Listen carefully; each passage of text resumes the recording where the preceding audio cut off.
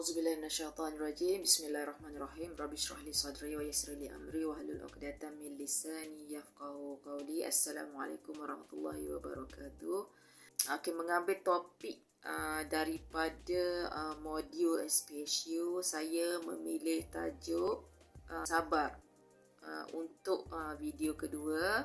Sabar ni ada 4 jenis, iaitu sabar dalam melakukan ketaatan, sabar dalam istiqamah, sabar menghadapi ujian, sabar melawan atau meninggalkan maksiat.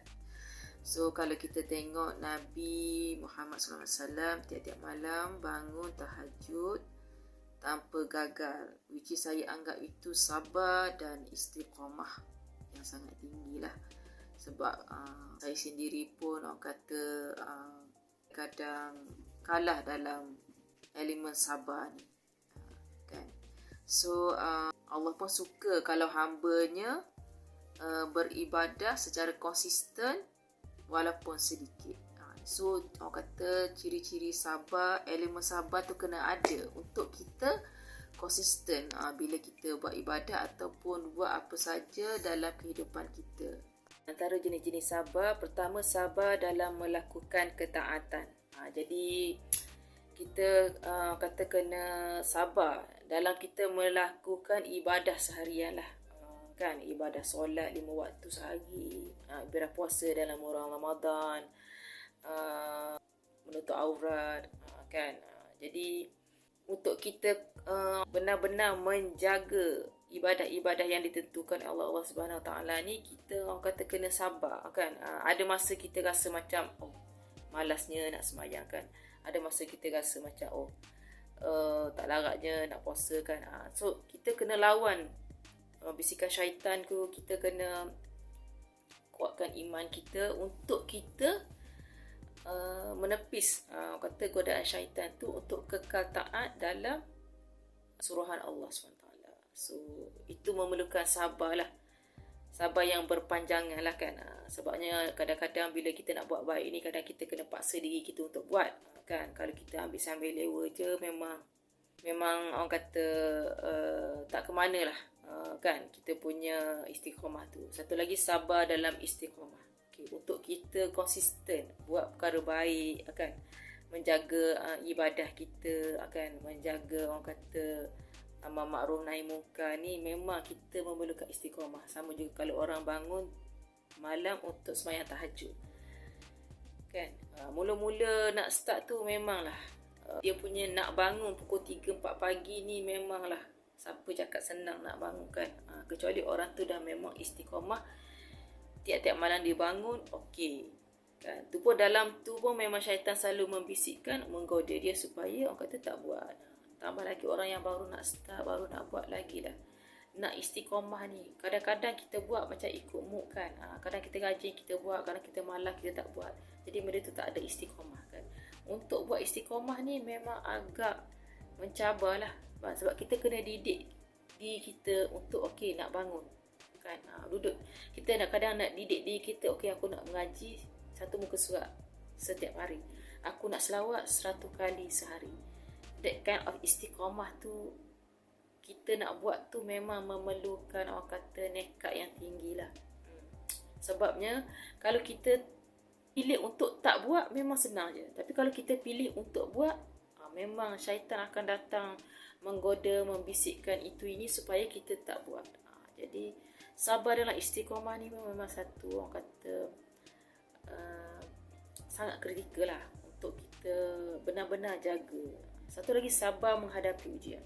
Okay. Ujian ni memang orang kata datang dari segenap sudut lah. Macam-macam ujian tu datang, kan. Kehilangan orang yang tersayang, banyak dia punya ruang lingkup ujian tu.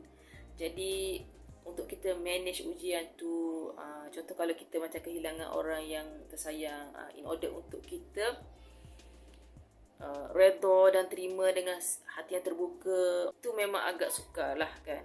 In the first place tu memang agak sukar lah, kan. Kadang-kadang ada orang dia tak boleh nak menerima ujian kehilangan. Itu yang jadi masalah, anxiety, depression, mental illness, kan, tekanan jiwa. Banyak impact dia kalau kita tak mampu nak handle ujian-ujian ni kan. Sebab ada orang dia akan menyalahkan Tuhan, menyalahkan orang lain, menyalahkan diri sendiri untuk dia nak menghadapi ujian itu.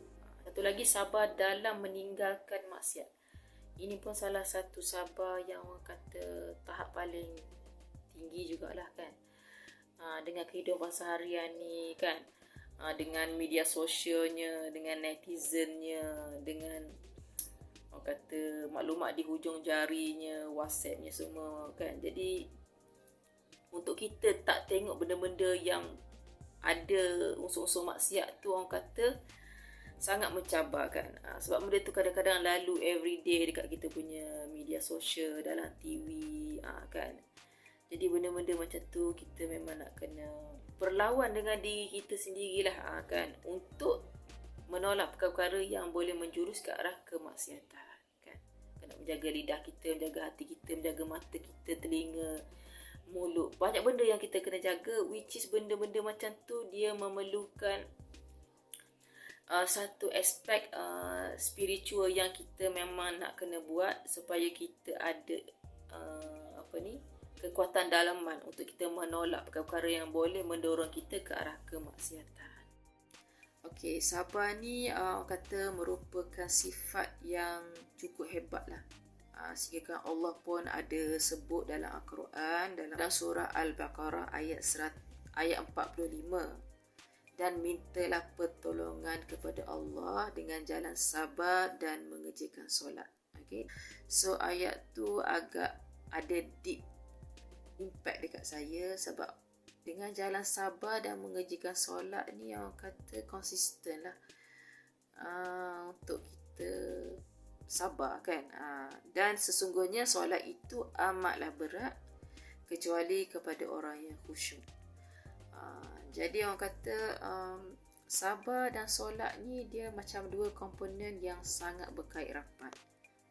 Kan? Sebab kalau kita tengok pun matlamat haji dan umrah ni dia memurnikan tauhid, mengukuhkan prinsip tauhid, membersihkan akidah, iaitu kata pendirian dan iman kan. Matlamat kita orang kata untuk melihat sejauh mana kekuatan perjuangan kita dalam menunaikan ibadah haji dan umrah kan. So saya rasa setakat tu dulu, insya-Allah kita berjumpa lagi di lain masa. Assalamualaikum warahmatullahi wabarakatuh.